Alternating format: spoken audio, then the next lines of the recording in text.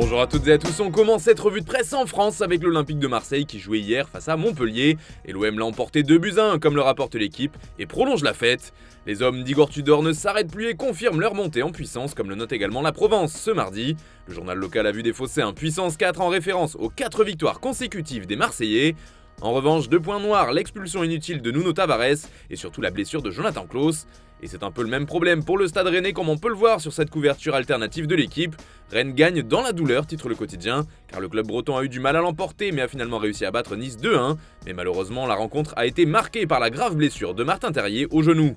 Allez, on part en Angleterre maintenant car ça jouait aussi ce lundi soir. Liverpool a perdu face à Brentford 3-1. De quoi stopper la remontée des Reds au classement en Premier League, puisqu'ils sont désormais 7ème juste devant leur adversaire du soir. Ce mardi, la nouvelle fait les gros titres des tabloïds avec le Daily Mail qui fait dans le jeu de mots en titrant Klopp est piqué par les Bees. Car comme on peut le voir sur le blason, le surnom du club est justement The Bees, les abeilles en anglais pour les moins polyglottes d'entre nous.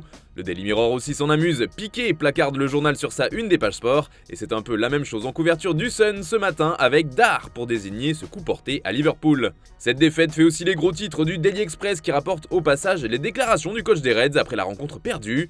Jürgen Klopp a reconnu que son équipe allait devoir faire face à une grande bataille pour terminer dans le top 4. Toujours en Angleterre mais du côté de Manchester City cette fois avec l'avenir d'un des cadres de l'équipe, il s'agit de Bernardo Silva qui a eu des déclarations à propos de la suite de son aventure chez les Sky Blues comme le rapporte le Manchester Evening News. Des mots qui sèment le trouble sur son futur, il a notamment évoqué son désir de retourner dans son club formateur Benfica. Je veux revenir à Benfica pour aider et je dois me sentir prêt. Si c'est pour accrocher mes crampons, je ne préfère ne pas y aller.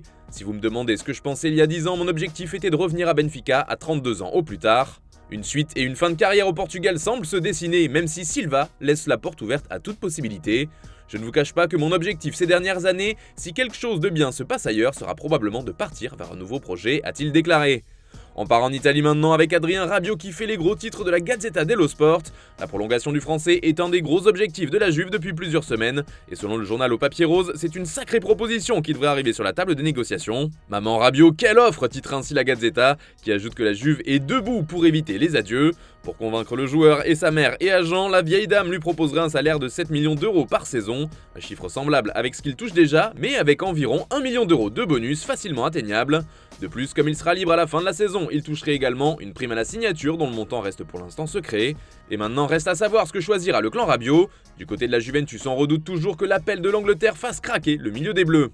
En Espagne maintenant, c'est le Real Madrid qui va jouer ce mardi mais en Coupe du Roi. Les merengues affrontent Cacereño en 16e de finale à 21h et ce sera avec plaisir pour Marca. Une équipe de 4ème division espagnole qui reçoit donc l'ogre madrilène, le champion d'Europe en titre. L'occasion pour Carlo Ancelotti de faire tourner puisqu'il laisse 8 titulaires à la maison comme le rapporte également le journal AS.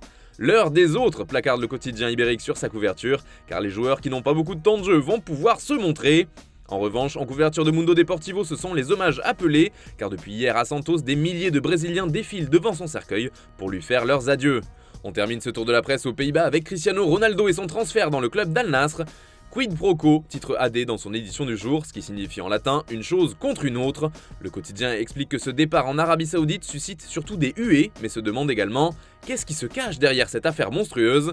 Alors, on vous en a déjà parlé sur Foot Mercato, CR7 sera, après son contrat de joueur, ambassadeur pour le pays, mais il se pourrait qu'une autre raison l'ait poussé à accepter ce départ dans un championnat exotique. En effet, si on en croit l'édition anglaise de Marca, il existerait une clause un peu spéciale dans son contrat, une clause qui lui permettrait de quitter Al Nassr. En fait, si Newcastle se qualifie pour la prochaine Ligue des Champions à la fin de la saison, le Portugais pourrait y signer sous la forme d'un prêt. Un scénario improbable à la base, mais finalement pas si loufoque que ça, puisque les Magpies sont détenus par les Saoudiens. En tout cas, pour l'instant, le club anglais est bien parti pour accrocher la C1, puisqu'il est 3ème du classement en Premier League. Voilà, c'est tout pour ce matin. Bonne journée à tous, on se retrouve tout à l'heure pour un nouveau JT, et demain pour la prochaine revue de presse sur Foot Mercato.